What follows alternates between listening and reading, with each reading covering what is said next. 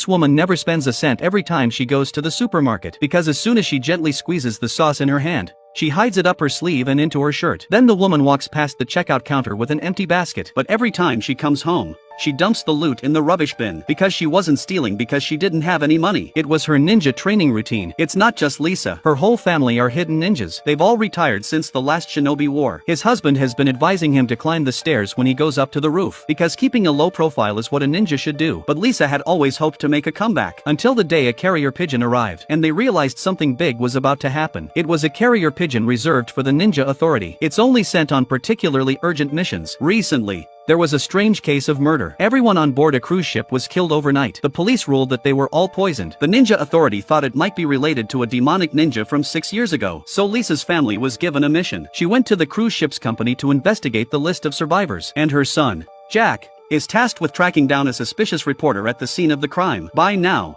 the company's already busy. Lisa disguised herself as a new cleaning lady and did odd jobs at the company without looking. She deliberately poured coffee on the manager while the manager was cleaning his clothes. Lisa quietly looked through the passenger list of the cruise ship in question. But strangely enough, there was no paper in it. But there was a man in the printing room who kept shredding the data. He looked very suspicious. Lisa tentatively asked him if he wanted coffee, but he didn't say a word and locked the door behind him. It seemed that the shredded papers might contain the passenger list. From that day on, Lisa paid extra attention to this man. When she saw him rushing to answer the phone, Lisa followed him. Though he ran into a soundproof room, Lisa was able to read his lips and overhear the call, and would read the name Carl from the man's lips. At the end of the night, Lisa was ready to go home, but the man suddenly stopped her and asked her to make him a cup of coffee. With a grumpy face, Lisa poured him a bowl full of sugar. But when she came back to deliver the coffee, she saw a killer strangling the man from behind. She lowered her posture and rolled a few times to enter the office. She grabbed the knife on her desk and threw it at the switch to cut the power. Before the killer could react, Lisa was already masked. Picking up the sweets,